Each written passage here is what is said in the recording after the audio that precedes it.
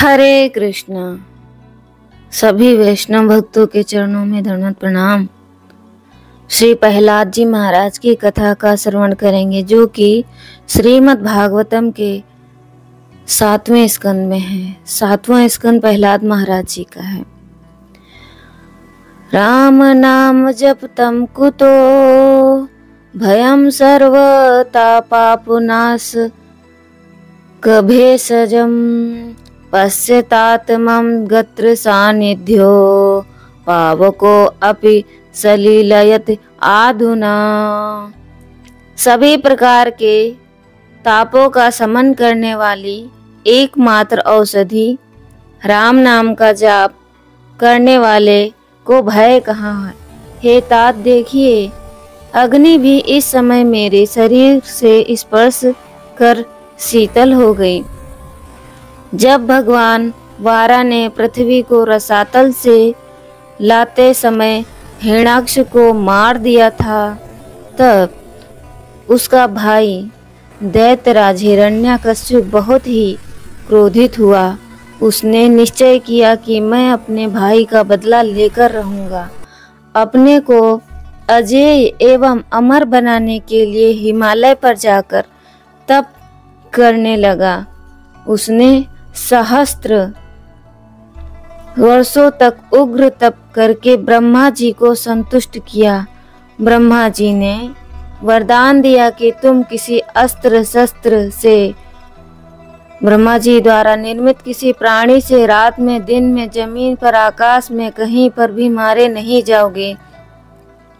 पहले तो हिरण्यकश्यप ने ब्रह्मा जी से अमर होने का वरदान मांगा था, लेकिन ब्रह्मा जी ने कहा कि जो कोई माता के गर्भ से जन्म लेता है उसकी मृत्यु निश्चिंत है, कुछ और मांग लो। तो हिरण्यकश्यप ने अपने बुद्धि का प्रयोग किया। उसको लगा कि ऐसे हम ब्रह्मा जी से वरदान मांगेंगे तो वो जान भी नहीं पाएंगे और मैं अमर हो जाऊंगा। तो उसने कहा कि न मैं दिन में मरूं, न मैं रात में मरूं, न धरती में मरूं, न आकाश में मरूं। मुझे ना कोई मनुष्य मारे, ना कोई देवता मारे, और मुझे किसी अस्त्र से ना शस्त्र से मारे। तो ब्रह्मा जी उनको तथास्तु कह के चले गए। जब हिरण्यकश्यप तपस्या करने चला गया था, तब सभी देवताओं ने दैत्य की राजधानी पर आक्रमण किया। कोई नायक ना होने से दैत्य हार कर दिशाओं में भाग गए। देवताओं ने दैत्य की राजधानी को लूट लिया। देवराज इंद्र ने हिरण्यकश्यप की पत्नी कयाधु को बंदी बनाकर कर लिया और स्वर्ग ले चले। रास्ते में देवर्षि नारद मिल गए। उन्होंने इंद्र को रोका कि तुम दैत्यराज की पतिव्रता पत्नी को मत ले जाओ। इंद्र ने बताया कि कयाधु गर्भवती है, उसके जब संतान हो जाएगी तब उसका पुत्र वध करके उसे छोड़ दिया जाएगा। देवर्षि ने कहा, इसके गर्भ में भगवान का परम भक्त है, उससे देवताओं को भय नहीं है, उस भागवत को मारा नहीं जा सकता। इंद्र ने देवर्षि की बात मान ली। वे कयाधु के गर्भ में भगवान का भक्त है, यह सुनकर उनकी परिक्रमा करके अपने लोक को चले गए। जब कयाधु देवराज के बंधन से छोड़ दी गई, तब वह देवर्षि के आश्रम में आकर रहने लगी। उसके पति जब तक तपस्या से न लौटे, उसके लिए दूसरा निरापद आश्रय नहीं था। देवर्षि भी उसे पुत्री की भांति मानते थे और बराबर गर्भस्थ बालक को लक्ष्य करके उसे भगवत भक्ति उपदेश किया करते थे। गर्भस्थ बालक प्रहलाद ने उन उपदेशों को ग्रहण कर लिया और भगवान की कृपा से वह उपदेश उन्हें फिर भूला नहीं। इसलिए कहा जाता है कि गर्भवती महिलाओं को ज्यादा प्रसन्न रहना चाहिए, अधिक से अधिक भगवान की लीलाओं को, कथाओं को श्रवण करना चाहिए और प्रजल्पा से दूर रहना चाहिए, क्योंकि जो माता बाहर करती है वो ही उसका शिशु अंदर सीख रहा होता है। तो जब कयाधु गर्भवती थी तो नारद जी क्या करते थे, भगवत भक्ति का उपदेश देते थे। ऐसे प्रहलाद महाराज माता के गर्भ में श्रवण करते रहते थे और सुनते रहते थे। तो जब वरदान पाकर हिरण्यकश्यप लौटा तब उसने सभी देवताओं को जीत लिया। सभी लोकपालों को जीतकर वह उनके पद का स्वयं उपभोग करने लगा। उसे भगवान से घोर शत्रुता थी, अतः ऋषियों को वह कष्ट देने लगा। यज्ञ उसने बंद करा दिए, धर्म का वह घोर विरोधी हो गया। उसके गुरु शुक्राचार्य उस समय तप करने चले गए।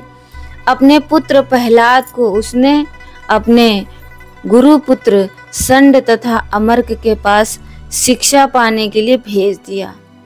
प्रहलाद उस समय 5 वर्ष के ही थे। एक बार प्रहलाद घर आए, माता ने उन्हें वस्त्र धारणों से सजाया। पिता के पास जाकर उन्होंने प्रणाम किया। हिरण्यकश्यप ने प्रहलाद को गोद में बिठा लिया। स्नेहपूर्वक उसने पूछा, बेटा तुमने जो कुछ पढ़ा है उसमें से कोई अच्छी बात मुझे सुनाओ तो। प्रहलाद जी ने कहा, पिताजी संसार के सभी प्राणी असत संसार में आसक्त होकर सदा उद्विग्न रहते हैं। मैं तो सबके लिए यही अच्छा मानता हूँ कि अपना पतन करने वाले जलहीन अंधकूप के समान घरों को छोड़कर मनुष्य वन में जाकर श्री हरि का आश्रय ले। हिरण्यकश्यप जोर से हंसा। उसे लगा कि किसी शत्रु ने मेरे बच्चे को बहका दिया है।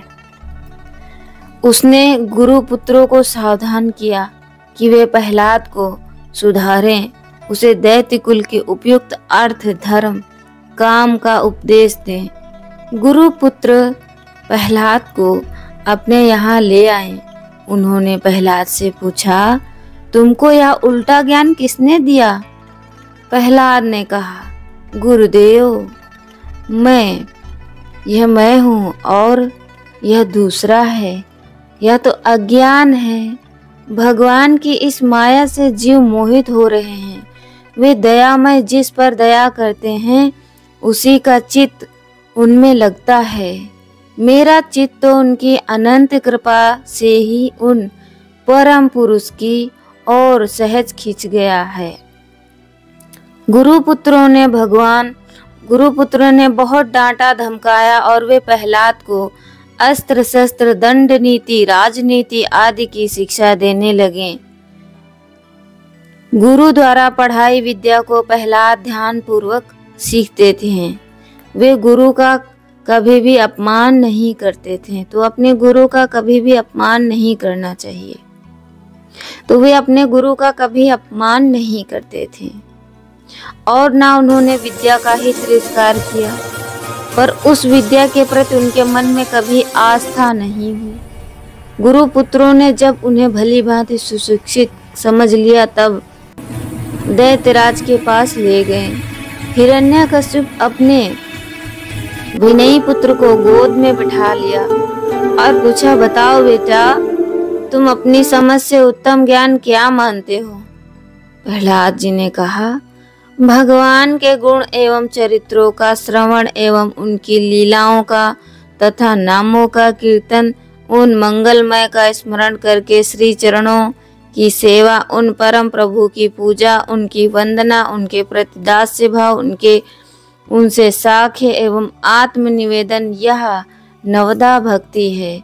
इस नवधा भक्ति के आश्रय से भगवान में चित्त लगाना ही समस्त अध्ययन का सर्वोत्तम फल है, मैं मानता हूँ। हिरण्यकश्यप तो क्रोध से लाल पीला हो गया। उसने गोद से प्रहलाद को धक्का देकर भूमि पर पटक दिया।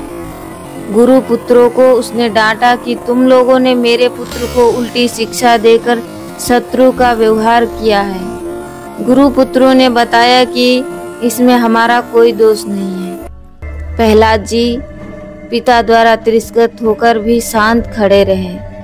उन्हें कोई क्षोभ नहीं था। उन्होंने कहा, पिताजी आप रुष्ट ना हो, गुरु पुत्रों का कोई दोष नहीं है। जो लोग विषयासक्त हैं, घर के परिवार के मोह में जिनकी बुद्धि बंधी है, वे तो उगले हुए को खाने के समान नरक में जाने वाले विषयों को जो बार बार भोगे गए हैं, सेवन करने में लगे हैं। उनकी बुद्धि अपने आप या दूसरे की प्रेरणा से भी भगवान में नहीं लगती। जैसा एक अंधा दूसरे अंधे को मार्ग नहीं बता सकता, वैसे ही एक अज्ञानी पुरुष दूसरे अज्ञानी को नहीं बता सकता। तो कोई गेरुआ वस्त्र पहन लेने से वो साधु नहीं हो जाता। साधुता है जो अपने आचार विचार में होनी चाहिए। सिर्फ ऊपरी चोला ओढ़ लेने से कोई साधु नहीं होता। ऐसे हुई तो सब साधु ही बन जाएं। तो प्रहलाद महाराज बता रहे हैं कि जो लोग चबाए हुए को खा रहे हैं, जो अज्ञानी है, तो एक जैसे अंधा दूसरे अंधे को राह नहीं दिखा सकता। क्यों? क्योंकि वो भी, उसको भी नहीं पता है ना राह, तो वो कैसे बताएगा। उनकी बुद्धि अपने आप या दूसरों की प्रेरणा में, भगवान में नहीं लगती। तो जैसे अंधे को एक अंधा मार्ग नहीं बता सकता, वैसे ही जो सांसारिक सुखों को ही परम पुरुषार्थ माने हुए हैं, वे भगवान के स्वरूप को नहीं जानते। तो जो लोग सोचते हैं कि हमारे पास पैसा है, पावर है, तो वो लोग भगवान की लीलाओं का स्वाद नहीं ले पाते हैं। और वे सब क्या सोचते हैं कि सांसारिक सुख ही परम पुरुषार्थ है। वे भगवान के स्वरूपों को नहीं जानते। वे भला किसी को क्या मार्ग दिखा सकते हैं। संपूर्ण क्लेशों के सभी अनर्थों का नाश तो तभी होता है जब बुद्धि भगवान के श्री चरणों में लगे। परंतु तब तक महापुरुषों की चरण रज मस्तक पर धारण ना की जाए, तब तक बुद्धि निर्मल होकर भगवान में नहीं लगती। जब तक संतों के, महापुरुषों के जो चरण रज है उसको माथे में नहीं लगाते, तब तक हमारी बुद्धि भगवान में नहीं लगती। नन्हा सा बालक त्रिभुवन विजयी दैत्यराज के सामने निर्भय होकर इस प्रकार उनके शत्रु का पक्ष ले, यह असहाय हो गया। दैत्यराज को चिल्लाकर हिरण्यकश्यप ने अपने क्रूर सभासद दैत्यों की आज्ञा दी, जाओ तुरंत इस दुष्ट को मार डालो। असुर भाले, त्रिशूल, तलवार आदि लेकर एक साथ मारो, काट डालो। चिल्लाते हुए 5 वर्ष के बालक पर टूट पड़े, पर प्रहलाद निर्भय खड़े रहे। उन्हें तो सर्वत्र अपने दयामय प्रभु ही दिखाई पड़ते थे। डरने की कोई बात का कोई कारण ही नहीं जान पड़ता था। उन्हें असुरों ने पूरे बल से अपने अस्त्र शस्त्र बार बार चलाए, किंतु प्रहलाद को कोई क्लेश नहीं हुआ। उनको तनिक भी चोट नहीं लगी। उनके शरीर से छूते ही वे हथियार टुकड़े हो जाते। अब हिरण्यकश्यप को आश्चर्य हुआ। उसने प्रहलाद को मारने का निश्चय किया। अनेक उपाय करने लगा। मत वाले हाथी के सामने हाथ पैर बांधकर प्रहलाद डाल दिए गए, पर हाथी ने उन्हें सूंड से उठाकर मस्तक पर बिठा लिया। कोठरी में उन्हें बंद किया गया और वहां भयंकर सर्प छोड़ दिए गए, पर वे सर्प प्रहलाद महाराज के पास पहुंचकर केचुओं के समान सीधे हो गए। जंगली सिंह जब वहां छोड़ा गया तब वह पालतू कुत्ते के समान पूंछ हिलाकर प्रहलाद के पास जा बैठा। प्रहलाद को भोजन में उग्र विष दिया गया, किंतु उसमें उनके ऊपर कोई प्रभाव न हुआ। विष जैसे उनके उदर में जाकर अमृत हो गया। अनेक दिनों तक भोजन तो क्या, जल की एक बूंद तक प्रहलाद को नहीं दी गई। वे शिथिल होने के बदले ज्यों के त्यों बने रहे। उनका तेज बढ़ता ही चल जाता रहा। उन्हें ऊंचे पर्वत से गिराया गया और पत्थर बांधकर समुद्र में फेंका गया। दोनों बार वे सकुशल भगवान नाम का कीर्तन करते नगर में लौट आए।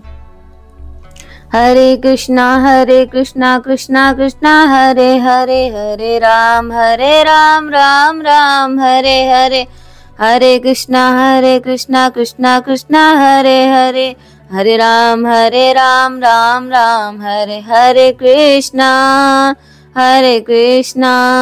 कृष्णा कृष्णा हरे हरे, हरे राम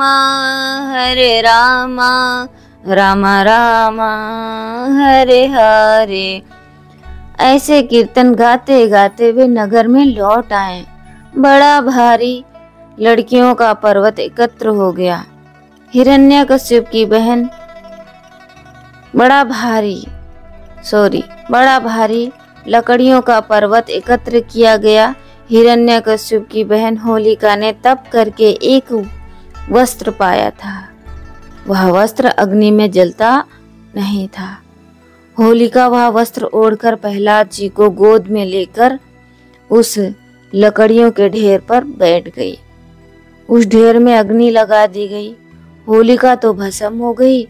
पता नहीं कैसे उसका वस्त्र उड़ गया उसकी देह से, किंतु प्रहलाद तो अग्नि में बैठे हुए पिता को समझा रहे थे, पिताजी आप भगवान से द्वेष करना छोड़ दें।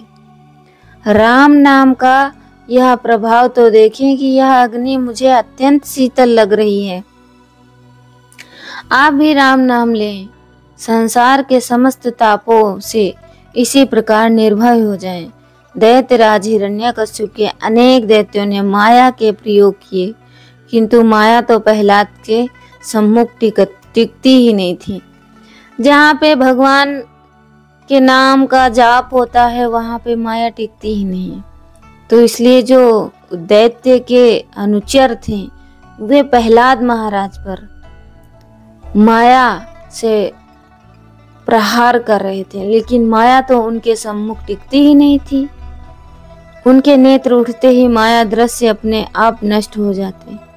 गुरुपुत्र संड तथा अमर्क ने अभिचार के द्वारा प्रहलाद को मारने के लिए कृत्या उत्पन्न की, परंतु उस कृत्या ने गुरुपुत्रों को ही उल्टे मार दिया। प्रहलाद ने भगवान की प्रार्थना करके गुरुपुत्रों को फिर से जीवित किया। तो ये होते हैं वैष्णव भक्त की उदारता कि वो कभी किसी से शत्रुता रखते ही नहीं है, वे तो दूसरों का कल्याण चाहते हैं। तो जैसे संड अमर्क ने कृत्या प्रकट करी और कृत्या से कहा कि इसका वध कर दो, तो वो कृत्या वापस उल्टा संड अमर्क गुरुपुत्रों को ही मार दिया। तो प्रहलाद महाराज ने भगवान से प्रार्थना करी तो फिर उनको जीवन दान मिला। तो ये होते हैं वैष्णव भक्त। प्रहलाद महाराज भगवान की प्रार्थना करके गुरुपुत्रों को फिर से जीवित किया। ये यूं मारने की चेष्टा करने वाले को उन पे मरने पर जिला दिया। धन्य है प्रहलाद महाराज। इस प्रकार दैत्य राज ने अनेक उपाय कर लिए, प्रहलाद को मारने पर कोई सफल न हुआ। जिनका चित्त भगवान में लगा है, जो सर्वत्र अपने दयामय प्रभु को प्रत्यक्ष देखता है, भला उसकी तनिक सी हानि वे सर्वसमर्थ प्रभु कैसे होने दे सकते हैं। अब दैत्यराज को भय लगा। वे सोचने लगे कि कहीं यह नन्हा सा बालक मेरी मृत्यु का कारण ना हो जाए। गुरुपुत्रों के कहने पर प्रहलाद को उन्होंने फिर गुरुगृह भेज दिया। शिक्षा तथा संग के प्रभाव से बालक सुधर जाए, यह उनकी इच्छा थी। गुरुगृह में प्रहलाद जी अपने गुरुओं की पढ़ाई विद्या पढ़ते तो थे, पर उनका चित्त उसमें लगता ही नहीं था। जब दोनों गुरु संड अमर्क आश्रम के काम में लग जाते, तब प्रहलाद महाराज अपने सहपाठी बालकों को बुला लेते। एक तो ये राजकुमार थे, दूसरे अत्यंत नम्र और सबसे स्नेह करने वाले थे। अतः सब बालक खेलना छोड़कर उनके बुलाने पर इनके समीप ही एकत्र हो जाते। प्रहलाद महाराज जी बड़े प्रेम से बालकों को समझाते हैं, भाइयों, यह जन्म व्यर्थ नष्ट करने योग्य नहीं है। यदि इस जीवन में भगवान को न पाया गया तो बहुत बड़ा हानि हुई। घर द्वार, स्त्री पुत्र, राज्य, धन आदि तो दुख ही देने वाले हैं। इनमें मोह करके तो नरक जाना पड़ता है। मन को इंद्रियों विषयों से हटा लेने में ही सुख और शांति है। भगवान को पाने का साधन सबसे अच्छे स्वरूप में इस कुमार अवस्था में ही हो सकता है। बड़े होने पर तो स्त्री पुत्र धन आदि को मोह मन को बांध लेता है, और भला वृद्धावस्था में कोई कर ही क्या सकता है। भगवान को पाने में कोई बड़ा परिश्रम ही भी नहीं है, और चीजों को पाने के लिए बहुत परिश्रम करना पड़ता है, लेकिन भगवान को पाने में कोई बड़ा परिश्रम नहीं करना पड़ता। वे तो हम सबके हृदय में ही रहते हैं। हम सब प्राणियों में ही वे भगवान हैं। हम किसी प्राणी को कष्ट देना नहीं चाहिए। मन को सदा भगवान में ही लगाए रहना चाहिए। सीधे साधे सरल चित्त दैत्य बालकों पर प्रहलाद जी के उपदेश का प्रभाव पड़ा था। बार बार सुनते थे। वे उस उपदेश पर चलने का प्रयत्न करने लगे। शुक्राचार्य के पुत्रों ने यह सब देखा तो उन्हें बहुत भय हुआ। उन्होंने प्रहलाद को दैत्यराज के पास ले जाकर सब बातें बताई। अब हिरण्यकश्यप ने अपने हाथ से प्रहलाद को मारने का निश्चय किया। उसने गरज कर पूछा, अरे मूर्ख, तू किसके बल पर मेरा बारंबार तिरस्कार कर रहा है? मैं तेरा वध करूंगा। कहाँ है तेरा वो सहायक? वह अब तुझे आकर बचाए तो देखूं। प्रहलाद महाराज ने नम्रता से उत्तर दिया, पिताजी, आप क्रोध ना करें। सबका बल उस पर एक निखिल शक्ति सिंधु के सहारे ही है। मैं आपका तिरस्कार नहीं करता। संसार में जीव का कोई शत्रु है तो उसका अनियंत्रित मन ही है। उत्थगामी मन को छोड़कर दूसरा कोई किसी का शत्रु नहीं है। तो मन ही शत्रु है सबसे बड़ा। भगवान तो सब कहीं हैं। वे मुझ में हैं, आप में हैं, आपके हाथ के इस खड्ग में हैं, इस खंभे में हैं, सर्वत्र हैं। वे इस खंभे में भी हैं। हिरण्यकश्यप ने प्रहलाद की बात पूरी होने नहीं दी। उसने सिंहासन से उठकर पूरे जोर से एक घूंसा खंभे पर मारा। घूंसे के शब्द के साथ एक ही महा भयंकर दूसरा शब्द हुआ, जैसे सारा ब्रह्मांड फट गया हो। सब लोग भयभीत हो गए। हिरण्यकश्यप इधर उधर देखने लगा। उसने देखा कि वह खंभा बीच से फट गया और उससे मनुष्य के शरीर एवं सिंह के मुख की एक अद्भुत भयंकर आकृति प्रकट हो रही है। भगवान नरसिंह के प्रचंड तेज से दिशाएं जल सी रही थी। तो भगवान नरसिंह देव की जय, वे बार बार गर्जन कर रहे थे। दैत्य ने ढाल तलवार लेकर बहुत उछल कूद की, बहुत पैतरे बदल ले उसने, किंतु अंत में नरसिंह भगवान ने उसे पकड़ लिया और राजसभा के द्वार पर ले जाकर अपने जंघा पर रख कर नखों से उसका उदर फाड़ डाला। दैत्यराज हिरण्यकश्यप मारा गया, किंतु भगवान नरसिंह का क्रोध शांत नहीं हुआ। वे बार बार गर्जना कर रहे थे। ब्रह्मा जी ने, शंकर जी ने तथा दूसरे सभी देवताओं ने दूर से ही उनकी स्तुति की। पास आने का साहस तो भगवती लक्ष्मी वे भी ना कर सकी। वे भी भगवान का वह विकराल क्रूर रूप देखकर डर गईं। अंत में ब्रह्मा जी ने प्रहलाद को नरसिंह भगवान को शांत करने के लिए उनके पास भेजा। प्रहलाद निर्भय होकर भगवान के पास जाकर उनके चरणों पर गिर गए। भगवान ने स्नेह से उन्हें उठाकर अपनी गोद में बिठा लिया। वे बार बार अपनी जीभ से प्रहलाद महाराज को चाटते हुए कहने लगे, बेटा प्रहलाद, मुझे आने में बहुत देरी हो गई, तुम्हें बहुत कष्ट सहने पड़े, तुम मुझे क्षमा कर दो। प्रहलाद जी का कंठ भर आया।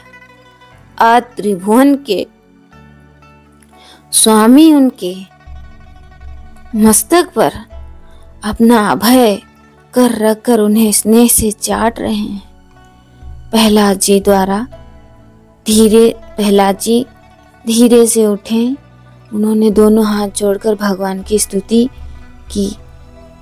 नमस्ते नरसिंहाय, नमस्ते नरसिंहाय, प्रहलाद लाद दायिने, प्रहलाद लाद दायिने, हिरण्याकशिपुर्भक्षः, हिरण्याकशिपुर्भक्षः, शिलाटङ्का नखालाये, शिलाटङ्का नखालाये, इतो नरसिंह परतो नरसिंह, यतो यामि ततो नरसिंह, बाहर नरसिंह हृदय नरसिंह, बाहर नरसिंह हृदय नरसिंह, नरसिंह मदि शरणं प्रपद्ये, नरसिंह मदि शरणं प्रपद्ये, तब कर कमल वरे नखाम अद्भुत श्रृंगा, दलिता हिरण्यकशिपु अनुभृंगा, केशवधीरता नरहरि रूपा, जय जगदीश हरे, जय जगदीश हरे,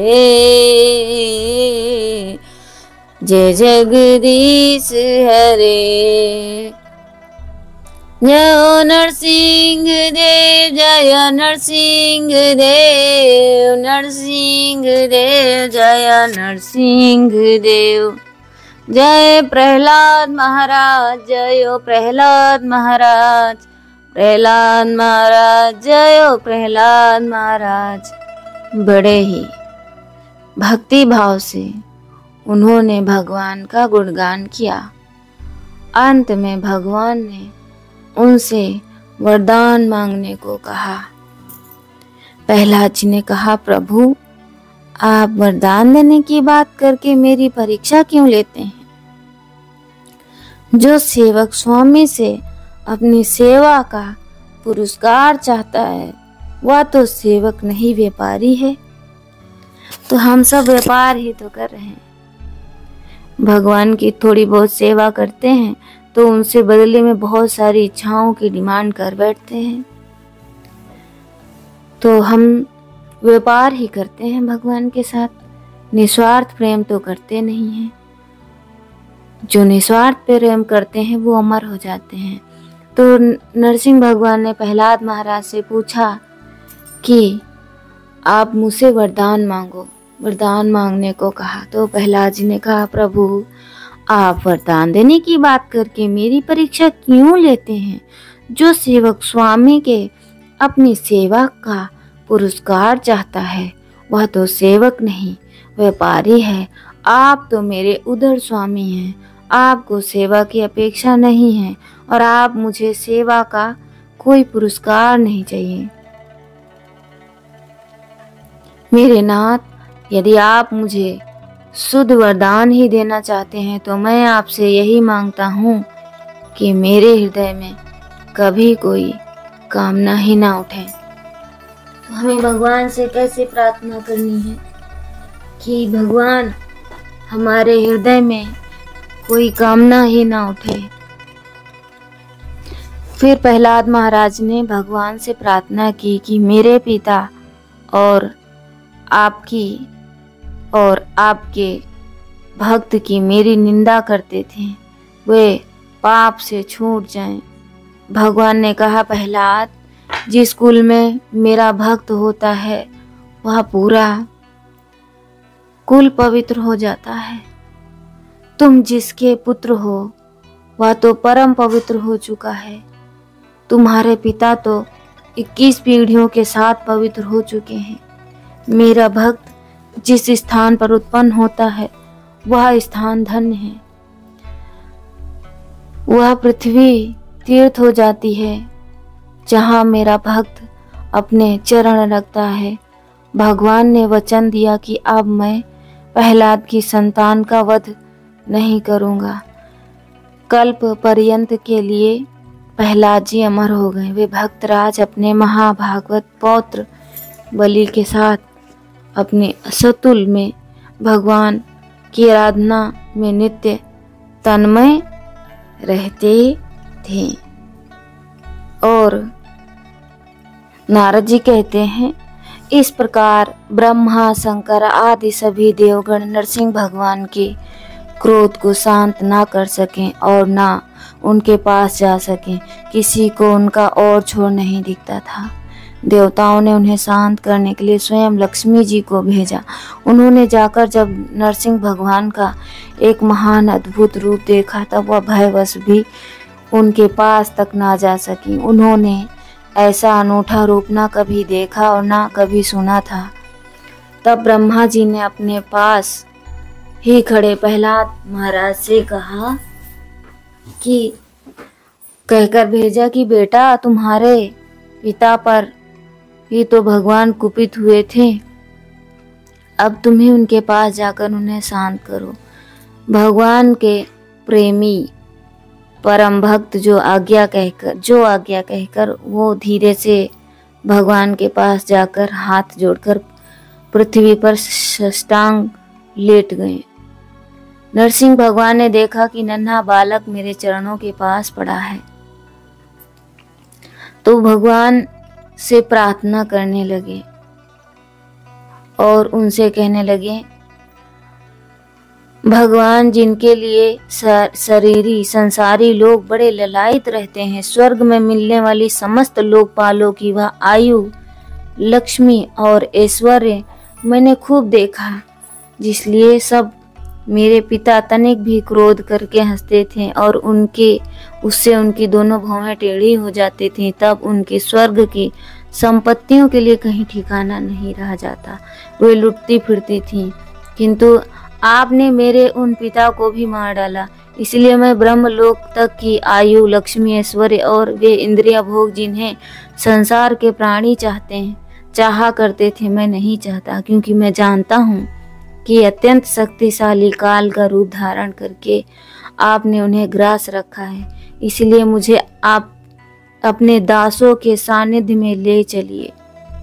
विषय भोग की बातें सुनने में ही अच्छी लगती हैं, वास्तव में मृग तृष्णा के जल के समान नितांत असत्य है। और यह शरीर भी जिससे वे भोग भोगे जाते हैं, अगणित रोगों का उद्गम स्थान है। कहाँ वे मिथ्या विषय भोग और कहाँ ये रोग युक्त शरीर। इन दोनों की क्षण भंगुरता और असारता जानकर भी मनुष्य इनसे विरक्त नहीं होता। वह कठिनाइयों से प्राप्त होने वाले भोगों के नन्हे नन्हे मधुबिंदुओं से अपनी कामना की आग बुझाने की चेष्टा करता है। प्रभु, कहाँ तो आप इस तमोगुणी असुर वंश में रजोगुण से उत्पन्न हुआ मैं, और कहाँ आपकी अत्यंत कृपा। धन्य है आपने अपना परम प्रसाद स्वरूप और सकल संतान संतापहारी और वह कर कमल मेरे सिर पर रखा, जिसे आपने ब्रह्मा, शंकर और लक्ष्मी जी के सिर पर भी नहीं रखा। दूसरे संसारी जीवों के समान आप में छोटे बड़े का भेदभाव नहीं है, क्योंकि आप सबके आत्मा और आकारण प्रेमी हैं। फिर भी कल्प वृक्ष के समान आपका कृपा प्रसाद भी सेवन भजन से ही प्राप्त होता है। सेवा के अनुसार ही जीवों पर आपकी कृपा का उदय होता है। उसमें जातिगत उच्चता या नीचता कारण नहीं है। भगवान, यह संसार एक ऐसा अंधेरा कुआं है जिसमें काल स्वरूप सर्प डसने के लिए सदा तैयार रहता है। विषय भोगों की इच्छा वाले पुरुष उसी में गिरे हुए हैं। मैं भी संग वंश उनके पीछे उसी में गिरने जा रहा था, परंतु भगवान देवर्षि नारद ने मुझे अपनाकर बचा लिया। तब भला मैं आपके भक्तजनों की सेवा कैसे छोड़ सकता हूँ। अनंत, जिस समय मेरे पिता ने अनन्य अन्याय करने के लिए कमर कसकर हाथ में खड़ग लिया और वह कहने लगा कि यदि मेरे सिवा कोई और ईश्वर है तो तुझे बचा ले, मैं तेरा सिर काटता हूँ, उस समय आपने मेरे प्राणों की रक्षा की और मेरे पिता का वध किया।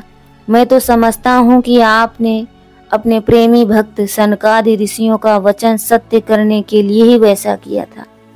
भगवान, यह संपूर्ण जगत एकमात्र आप ही हैं, क्योंकि इसके आदि में आप ही हैं, कारण स्वरूप में थे, अंत में आप ही हैं, अवधि के रूप में रहेंगे और बीच में इसकी प्रतीति के रूप में भी केवल आप ही हैं। आप अपनी माया से गुणों के परिणाम स्वरूप इस जगत की सृष्टि करके इससे पहले से विद्यमान रहने भी प्रवेश की लीला करते हैं और उन गुणों से युक्त होकर अनेक मालूम पड़ रहे हैं। भगवान, यह जो कुछ कार्य कारण है के रूप में प्रतीत हो रहा है वह सब आप ही हैं और इससे भिन्न भी आप ही हैं। अपने पराये का भेद भाव अर्थहीन शब्द की माया है, क्योंकि जिससे जिसका जन्म स्थित लय और प्रकाश होता है वह उसका स्वरूप ही होता है। जैसे बीज और वृक्ष कारण और कार्य की दृष्टि से भिन्न भिन्न है, तो भी गंध तन्मात्रा तन्मात्रा की दृष्टि से दोनों एक ही हैं। भगवान, आप इस संपूर्ण विश्व को स्वयं ही अपने में समेटकर आत्म सुख का अनुभव करते हुए निष्क्रिय होकर प्रलय कालीन जल में शयन करते हैं। उस समय अपने स्वयं सिद्ध योग के द्वारा बाह्य दृष्टि को बंद कर आप अपने स्वरूप के प्रकाशों में निद्रा को विलीन कर लेते हैं और तुरीय ब्रह्म पद में स्थित रहते हैं। उस समय आप न तो तमोगुण से युक्त होते हैं और न विषयों को ही स्वीकार करते हैं। आप अपनी काल शक्ति से प्रकृति के गुणों को प्रेरित करते हैं, इसीलिए यह ब्रह्मांड आपका ही शरीर है। पहले आप में ही लीन था, या जब प्रलय कालीन जल के भीतर शेष सैया पर शयन करने वाले आपने योग निद्रा की समाधि त्याग दी, तब वट के बीज से विशाल वृक्ष के समान आपकी नाभि से ब्रह्मांड कमल उत्पन्न हुआ। उस पर सूक्ष्मदर्शी ब्रह्मा जी प्रकट हुए। तब उन्हें कमल के सिवा और कुछ भी दिखाई ना पड़ा। तब अपने में बीज स्वरूप से व्याप्त आपको वे न जान सके और आपको अपने से बाहर समझकर जल के भीतर घुसकर 100 वर्ष तक ढूंढते रहे, परंतु वहां उन्हें कुछ नहीं मिला। यह ठीक ही है, क्योंकि अंकुर उग आने पर उसमें व्याप्त बीज को कोई बाहर अलग कैसे कर सकता है। ब्रह्मा जी को बड़ा आश्चर्य हुआ। वे हार कर कमल पर बैठ गए। बहुत समय बीतने पर तीव्र तपस्या करने से जब उनका हृदय शुद्ध हो गया, तब उन्हें भूत इंद्रिय और अंतःकरण स्वरूप अपने शरीर में ही ओतप्रोत रूप से स्थित आपके सूक्ष्म रूप का साक्षात्कार हुआ। ठीक वैसे ही जैसे पृथ्वी में व्याप्त उसकी अति सूक्ष्म तन्मात्रा गंध का होता है। विराट पुरुष सहस्त्रों मुख, चरण, सिंह, हाथ, जंघा, नासिका, मुख, कान, नेत्र, आभूषण और आयुधों से संपन्न था। 14 लोक उसके विभिन्न अंगों के स्वरूप शोभायमान थे। वह भगवान की एक लीलामय मूर्ति थी। उसे देखकर ब्रह्मा जी को बड़ा आनंद हुआ। रजोगुण और तमोगुण, मधु और कैढ़भ नाम के 2 बड़े बलवान दैत्य थे। जब वे वेदों को चुरा कर ले गए तब आपने हयग्रीव का अवतार ग्रहण किया और उन दोनों को मारकर सत्वगुण श्रुतियां ब्रह्मा जी को लौटा दी। सत्वगुण ही आपका अत्यंत प्रिय शरीर है। महात्मा लोग इस प्रकार वर्णन करते हैं कि पुरुषोत्तम इस प्रकार आप मनुष्य, पक्षी, पशु, ऋषि, देवता, मत्स्य आदि अवतार लेकर लोगों का पालन तथा विश्व के द्रोहियों का संहार करते हैं। इन अवतारों के द्वारा आप प्रत्येक युग में उनके धर्म की रक्षा करते हैं। कलयुग में आप छिपकर गुप्त रूप से ही रहते हैं, इसीलिए आपका नाम एक त्रियुग भी है। वैकुंठनाथ, मेरे मन की बड़ी दुर्दशा है। वह पाप वासनाओं से तो कलुषित है ही, स्वयं भी अत्यंत दुष्ट है। वह प्रायः ही कामनाओं के कारण आतुर रहता है और हर्ष, शोक, भय एवं लोक परलोक, धन, पुत्र, पत्नी आदि की चिंताओं से व्याकुल रहता है। इसे आपकी लीला कथाओं में तो रस ही नहीं मिलता। इसके मारे में दीन हो रहा हूँ। ऐसा मन से मैं आपके स्वरूप का चिंतन कैसे करूं? अच्युत, यह कभी ना अघाने वाली जीभ मुझे स्वादिष्ट रसों की ओर खींचती रहती है। जननेंद्रियां सुंदर स्त्री की ओर, त्वचा सुकोमल स्पर्श की ओर, पेट भोजन की ओर, कान मधुर संगीत की ओर, नासिका भीनी भीनी सुगंध की ओर और ये चपल नेत्र सौंदर्य की ओर मुझे खींचते रहते हैं। इनके सिवा कर्मेंद्रियां भी अपने अपने विषयों की ओर ले जाने को जोर लगाती रहती हैं। मेरी तो यह दशा हो रही है जैसे किसी पुरुष की बहुत सी पत्नियां उसे अपने अपने शयन गृह ले जाने के लिए चारों ओर से घसीट रही हूँ। इस प्रकार यह जीव अपने कर्मों के बंधन में पड़कर इस संसार रूप वैतरणी नदी में गिरा हुआ है। जन्म से मृत्यु, मृत्यु से जन्म और दोनों द्वारा कर्म भोग करते करते यह भयभीत हो गया। यह अपना है या पराया है, इस प्रकार के भेदभाव से युक्त होकर किसी से मित्रता करता है तो किसी से शत्रुता। आप इस मूढ़ जीव जाति की यह दुर्दशा देखकर करुणा से द्रवित हो जाइए। इस भव नदी से सर्वदा पार रहने वाले भगवान, इस प्राणियों को भी अब पार लगा दीजिए। जगत गुरु, आप इस सृष्टि की उत्पत्ति, स्थित तथा पालन करने वाले हैं। ऐसी अवस्था में इन जीवों को इस भव नदी के पार उतार देने में आपका क्या प्रयास है? दीन जनों के परम हितैषी प्रभु भूले भटके मूढ़ ही महान पुरुषों के विशेष अनुग्रह पात्र होते हैं। हमें उसकी कोई आवश्यकता नहीं, क्योंकि हम आपके प्रियजनों की सेवा में लगे रहते हैं, इसलिए पार जाने की हमें कभी चिंता ही नहीं होती। परमात्मन, इस भव वैतरणी से पार उतरना दूसरे लोगों के लिए अवश्य ही कठिन है, परंतु मुझे तो इससे तनिक भी भय नहीं है, क्योंकि मेरा चित्त इस वैतरणी में नहीं, आपकी उन लीलाओं के गान में मग्न रहता है जो स्वर्गीय अमृत को भी तिरस्कृत करने वाली परमात्मा स्वरूप है। मैं उन मूढ़ प्राणियों के लिए शोक कर रहा हूँ जो आपके गुणगान से विमुख होकर इंद्रियों के विषयों का मायामय झूठा सुख प्राप्त करने के लिए अपने सिर पर सारे संसार का भार ढोते रहते हैं।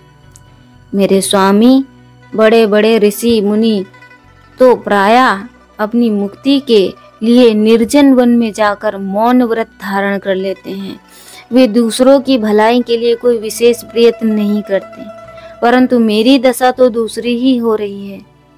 मैं इन भूले हुए असहाय गरीबों को छोड़कर अकेला मुक्त होना नहीं चाहता, और इन भटकते हुए प्राणियों के लिए आपके सिवा और कोई सहारा भी नहीं दिखाई पड़ता। घर में फंसे हुए लोगों को जो मैथुन आदि का सुख मिलता है वह अत्यंत तुच्छ एवं दुख रूप ही है। जैसे कोई दोनों हाथों से खुजला रहा हो तो उस खुजली में पहले उसे कुछ थोड़ा सा सुख मालूम पड़ता है, परंतु पीछे से दुख ही दुख होता है। किंतु ये भूले हुए अज्ञानी मनुष्य बहुत दुख भोगने पर भी इन विषयों से अघाते नहीं। इसके विपरीत धीर पुरुष जैसे खुजलाहट को सह लेते हैं, वैसे ही काम आदि वेगों को भी सह लेते हैं। सहने से ही उनका नाश होता है, पुरुषोत्तम।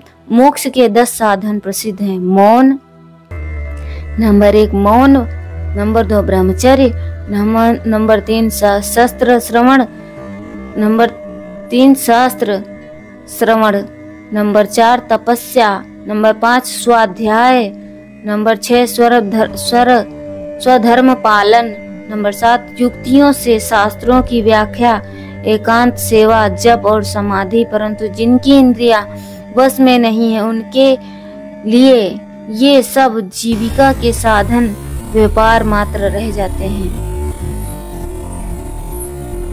ये जो 10 साधन है, मौन, ब्रह्मचर्य, शास्त्र श्रवण, तपस्या, स्वाध्याय, स्वधर्म पालन, युक्तियों से शास्त्रों की व्याख्या, एकांत सेवन, जप और समाधि,